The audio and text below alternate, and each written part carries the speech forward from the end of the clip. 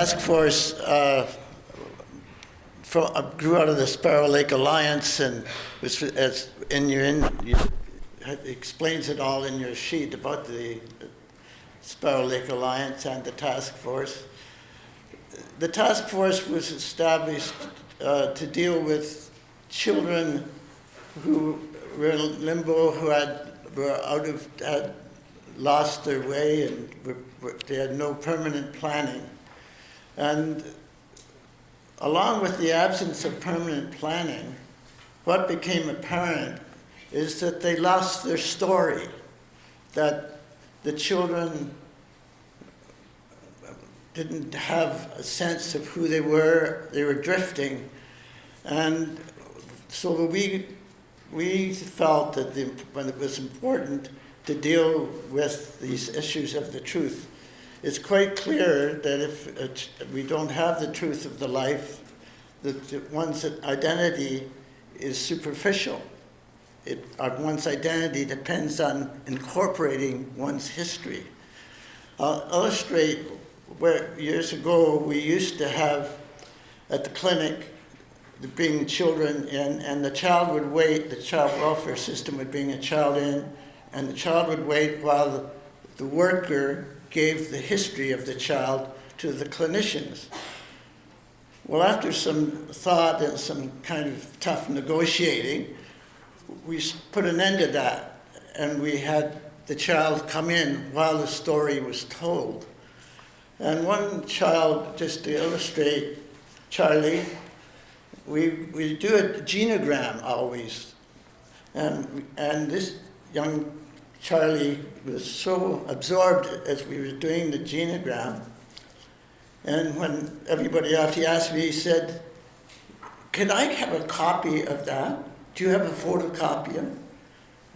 So he photocopied it, and then he said, "Do you have an envelope?"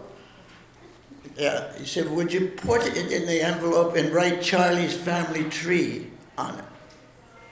And that's just an example of how people get lost. And so there's no doubt that identity depends on history. And without it, there could be emotional difficulties and psychological problems developing. And one needn't look any further than the residential school system. Now, I'm not saying residential schools, taking the children, the First Nations children away, is the same as what happens when we take children away in child welfare. They're quite different. One was the first attempt in the residential school system was to remove the child entirely from the culture and establish something new. There are similarities, though. One is that the children are removed by an external authority, and the second thing is that the authority deems it for the well-being of the child and improvement for the child. Those two things are similar, but it's quite different.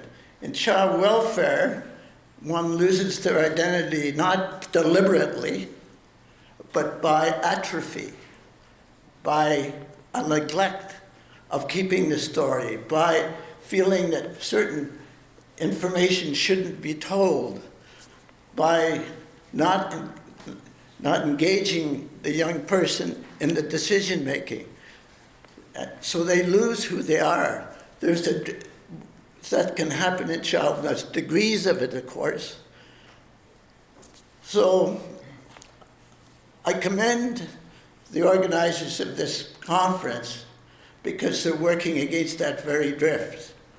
And I commend you all for being here and continuing to working at this situation, because what we always are looking for is we want to give the child a rich identity and to make the child fully alive. Thank you.